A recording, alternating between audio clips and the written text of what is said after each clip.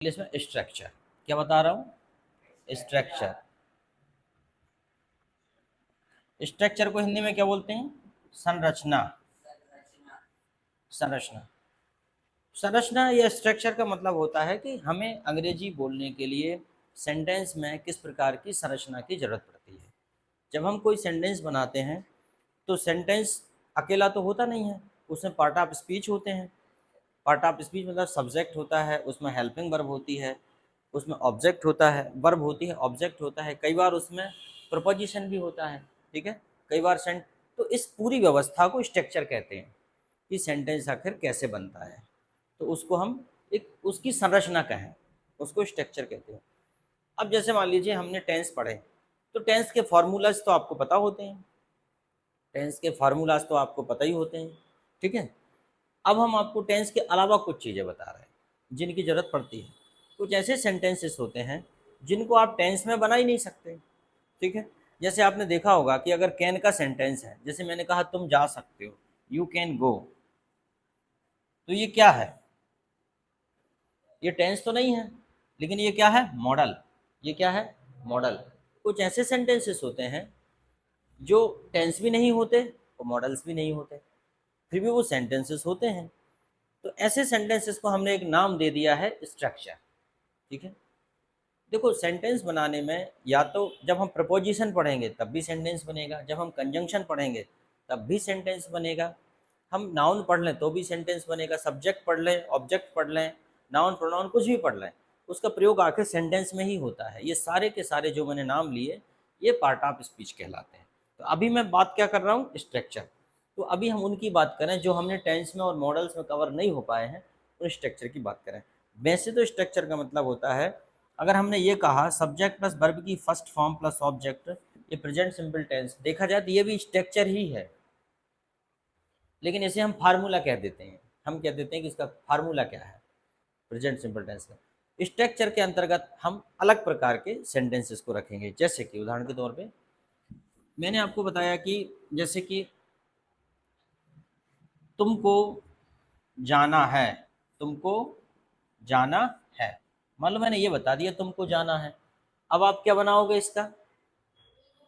आपसे बनेगा ही नहीं है, क्योंकि आपने ये पढ़ा है तुम जाते हो, आपने ये पढ़ा है तुम जा सकते हो, तुमने ये भी पढ़ा है तुम गए थे, तुमने ये भी पढ़ा है तुम जाओगे, तुमने ये भी पढ़ा है तुम जा रहे हो, लेकिन तुमने ये नहीं पढ़ा है तुम्हें जाना है। नहीं पढ़ा ना? तो क्या हो जाएगा इसका? You are to go. देखो आर टू लग गया इसमें, यू आर टू गो। तो मतलब ये है जब कभी भी कहीं ऐसा आ जाए जैसे जाना है, खाना है, या जाना था, ठीक है, या जाना होगा, ठीक है, तो जब ऐसी स्थिति आ जाए तो वहां पे हम लगा देते हैं subject plus to be verb, subject plus to be verb plus subject plus to be plus to plus verb की फर्स्ट फॉर्म, ये लगाते हैं, ऐसा बनाते हैं। अब देखो इसे और सॉल्व करते हैं तो कैसा? Subject plus to be verb क्या होता है? Is, am, are, was, were, और बताओ भाई? Will be. शेल बी भी होता है पर अपन इतने से काम चला लेंगे। और फिर इन सब के बाद क्या लगेगा? टू, और फिर क्या लगेगा? ठीक। अब जरा एक सेंटेंस हम बना के देख लेते हैं, ऊपर बना के देख, जैसे कि उदाहरण के तौर पे यही है, तुमको जाना है, तो सब्जेक्ट क्या हो जाएगा? यू, और यू के साथ क्या लगेगा? आर, यू आर, फिर क्या लगेगा? To go, you are to go. अच्छा, इसका जब हम समझेंगे तो इसे याद कैसे रखेंगे? जब कभी भी किसी क्रिया पर बल दिया जाता है, क्या होता है? क्रिया पर बल। बल मतलब एम्फेसिस द वर्ब, ठीक है, एम्फेसिस द वर्ब, एम्फेसिस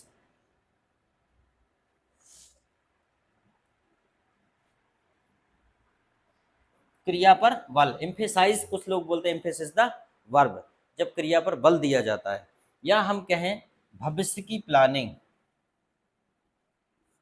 भविष्य की प्लानिंग, हालांकि ये थोड़ा सा नहीं जम पाएगा, ठीक है, भविष्य की प्लानिंग उतना नहीं जम पाएगा। मैंने बस समझाने के लिए बताया आपको। जैसे आपने कहा मैंने मुझे जाना था, तो फिर थोड़ी प्लानिंग हो जाएगी, पर फिर भी लग रहा है ना उस टाइम मुझे जाना था पर मैंने नहीं गया। मुझे खेलना है, मुझे पढ़ना है, मुझे खेलना होगा। तो जहाँ पर, तो इससे भविष्य की प्लानिंग भले ही आप ज़्यादा ना समझो, समझने के लिए बता रहा हूँ, जहाँ पर क्रियापद क्या दिया जाता है, बल। मतलब कोई भी बात ज़्यादा दमदारी के साथ कही जाती है, वहाँ पर हम is to am to are to का प्रयोग करते हैं। अब देखो जरा एग्जाम्पल लिखते हैं। जैसे कि मुझे पढ़ना है, तो क्या हो जाएगा, बताओ भाई। मुझे पढ़ना है, आई एम टू रीड। मैंने बोला उसे मेरी मदद करनी है, तो क्या हो जाएगा, he is to help me. ठीक है। हमने बोला कि तुमको आना है, तो क्या हो जाएगा, तुमको आना है, यू आर टू कम। मान लो आप किसी के यहाँ शादी का इनविटेशन देने गए, तो आना कहाँ नहीं कर रहा, देख लेंगे यार भैया बहुत सारी शादियां हैं, तो आप कौन सा सेंटेंस बोलोगे, मतलब तुम्हें आना है, ये तुम्हें आना है, भले दूसरे की शादी में मत जाओ, तुम्हारी खुद की भी शादी हो तो भी आना है तुम्हें। खुद की थोड़ी देर शेरवानी उतार कर रख देना और आ जाना तुम। तो ऐसा होता नहीं, आदमी अपनी शादी पहले करेगा, है ना। यू आर टू कम होगा, मुझे उसकी मदद करना था, बताओ। I was to help him, मुझे उसकी मदद करना था। अच्छा मुझे शादी नहीं करना था, तो क्या हो जाएगा,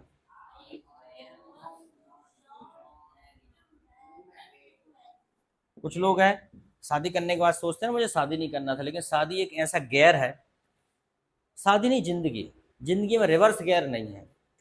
सब जगह रिवर्स गियर है, जिंदगी में रिवर्स गियर नहीं है। जो आगे जो हो गया सो हो गया, उसके आगे ही कुछ हो सकता है। और जब आदमी झूठ बोलता है, तो एक झूठ को छुपाने के लिए 50 झूठ बोलने पड़ते हैं। मुझे झूठ नहीं बोलना था, तो क्या हो जाएगा,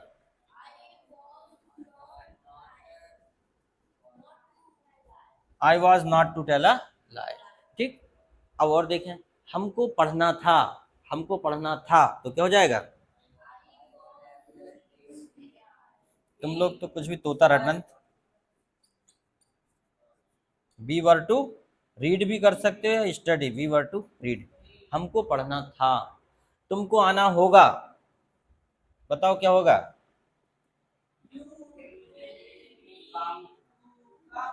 you will be to come. सारे होगा एक साथ, जहां पर क्रिया पर बल दिया जाता है, क्या दिया जाता है, बल। अब मैं जरा हिंदी में पूछ रहा हूँ, आप बताते जाना। मुझे जाना है, मुझे आना है, क्या हो जाएगा, मुझे आना है, मुझे खेलना है, मुझे नाचना है, मुझे सोना है। अपन किसी से बोल देते हैं तुम जाओ यार मुझे सोना है, you go I am to sleep, बोल दो मुझे सोना है। मुझे सीखना है,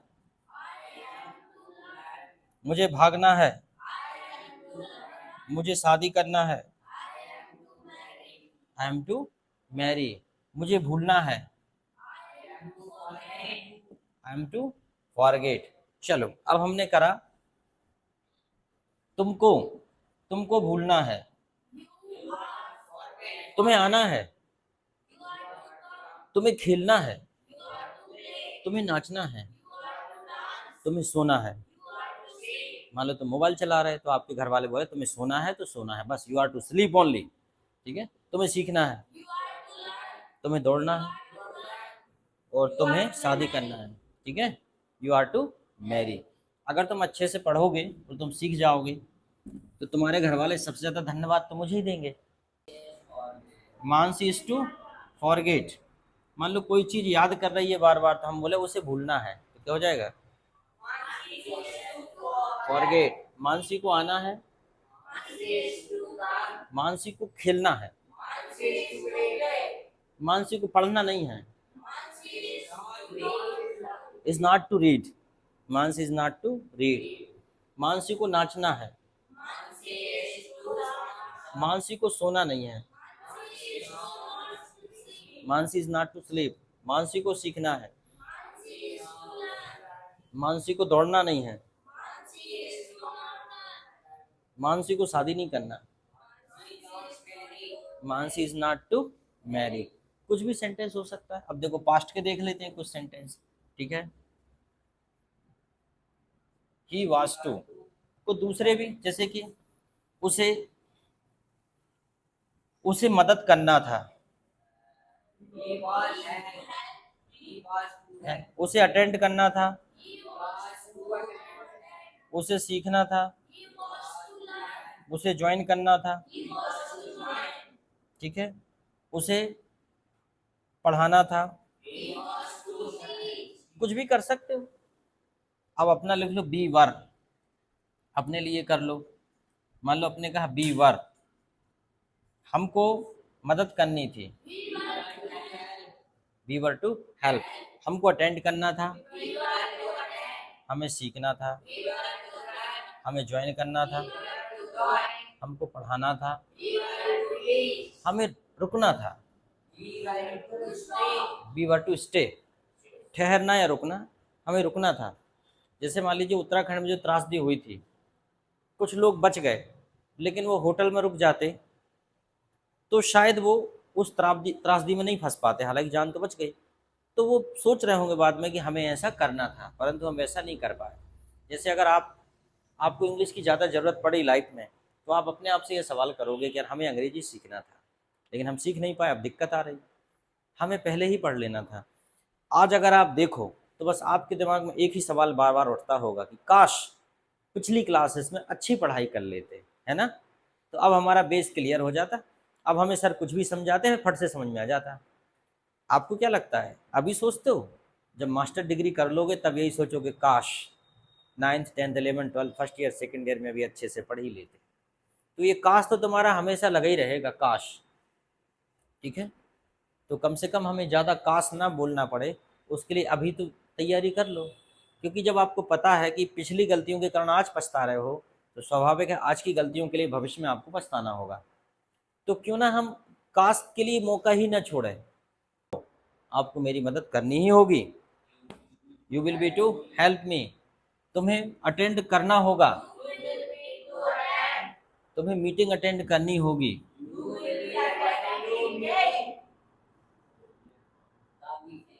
you will be to attend the meeting. अच्छे चिल्ला लो बहुत तेज तेज, है ना, मतलब अच्छी आवाज में बोलो, मधुर आवाज में, ऐसा नहीं कि लड़ाई कर रहे हो, है ना, ऐसा भी नहीं, ये लकड़ बग्घा बोल रहा है, ठीक है। यू विल बी टू, तुम्हें सीखना होगा, learn, you will be to learn. Hyena, hyena हंसता है और मगरमच्छ रोता है। जब हाइना हंसता है इसका मतलब वो अटैक करने वाला है, और मगरमच्छ रोता है इसका मतलब वो अटैक करने वाला है। तो इसलिए कहा गया है कि मगरमच्छ के आंसू, ये दो ऐसे जानवर हैं, जब हाइना हंसने जैसा लगे आपको तो समझ लो वो बहुत खतरनाक स्थिति में है, उसका नेचर है।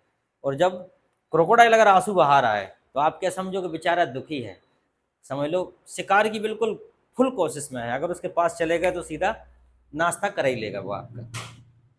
जनरली आप जाओगे तो नहीं कभी भी साथ में, लेकिन फिर भी वो देखो यार, ज़िंदगी का कोई भरोसा नहीं कौन कहाँ चला जाए, इसलिए छोटी छोटी बातें मैं पढ़ाने के दौरान बता देता हूँ।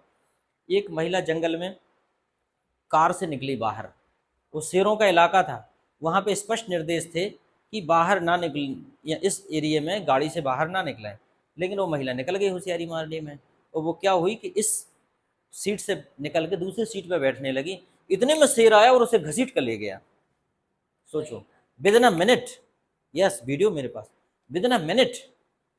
और सोचो महिला की जान चली गई, अगर उसके पीछे दो चार जाते तो शेर बोलता आ जाओ तुम, और अभी हमारे दो साथी और भूखे बैठे हैं, वैसे भी एक में क्या होता है, एक समोसा है अभी तो हमें चार चाहिए, आ जाओ। नहीं गया वो, फिर गाड़ी लेके चला गया, पत्नी को बेचारी को देख के खाई में शेर ने उसका काम तमाम कर ही दिया था। और ऐसे जानवर के सामने निहत्था का आदमी क्या कर सकता है। तो listen to me, that condition is that we should be always alert. That is why while teaching I advise, I suggest, I give you some valuable information about the circumstances, about the mistakes, about the risk, which kind of risk should not be taken by you, okay, in alone place, in alone place, at the alone place when you are going somewhere. Why mistake? Sometimes we become adventurous, selfie के चक्कर में बहुत जान जाती लोग। You are to गो, समझ में आ गया। तो समझ में आ गया, एक बार और लिख दे रहा हूँ, subject plus is to, am to, are to, was to, were to और विल बी टू। ठीक है, और यहाँ वर्ब की फर्स्ट फॉर्म लगा देते हैं। अगर नेगेटिव करना हो तो क्या करेंगे, कुछ भी नहीं करना, नॉट, नॉट टू क्या कर देंगे, नॉट टू। और इंटेरोगेटिव में क्या करेंगे, हेल्पिंग वर्ब को आगे लगाते हैं। तो एक सेंटेंस हम बना के देख लेते हैं, उदाहरण के तौर पे यही बना के देख लेते हैं। तुमको सीखना है तो क्या हो जाएगा, तुमको नहीं सीखना है, you are not to learn. क्या तुमको सीखना है, आर यू टू। क्या तुमको नहीं सीखना है, are you not to learn. अच्छा, तुम्हें क्यों सीखना है, why are you to learn. अच्छा, तुमको क्यों नहीं सीखना है, why are you not to learn. इसमें क्वेश्चन मार्क लगा लो। Are you to learn, answer क्या बोलोगे, yes, yes I am to learn. मान लो मैंने पूछा are you to learn, are you to speak English, are you to take lunch, are you to become IAS officer. Yes बोल दो अगर बनना चाहते हो, सभी बन सक है ना, सबको बनना है। Are you to dance, are you to marry, are you to marry, are you to sing a song, yes I am to sing a song. क्या रहता है कि एक जगह शादी का सिस्टम था, शादी हो रही थी, तो वहां पे लिखा था कि जिसको शादी कराना हो वो यहाँ आए। आदमी वहां चला गया, फिर वहां पे लिखा था, दो बोर्ड लगे थे कि सुंदर पत्नी और कम सुंदर पत्नी। आदमी सुंदर वाली में घुस गया। फिर उसके बाद थोड़े आगे गया, फिर एक बोर्ड लगा, फिर दो रास्ते, फिर दो बोर्ड लगे। एक में लिखा कि ज़्यादा हाइट वाली पत्नी, कम हाइट वाली पत्नी। आदमी ज़्यादा हाइट वाली में घुस गया। फिर थोड़े आगे पहुंचा, फिर दो बोर्ड लगे, दहेज लेने वाली पत्नी, दहेज ना लाने वाली पत्नी, दहेज लाने वाली पत्नी, दहेज ना लाने वाली। फिर वो दहेज वाली में घुस गया। फिर आगे पहुंचा, फिर दो रोड मिले, वहाँ फिर लिखा ज़्यादा पढ़ी लिखी पत्नी, कम पढ़ी लिखी पत्नी। वो ज़्यादा पढ़ी लिखी में घुस गया। ठीक है, फिर उसके बाद फिर आगे और लिखा माता पिता की सेवा करने वाली पत्नी, सेवा ना करने वाली पत्नी। वो सेवा वाली में घुस गया। फिर उधर लिखा कि गोरे कलर वाली पत्नी, काले कलर वाली पत्नी, गोरे में घुस गया।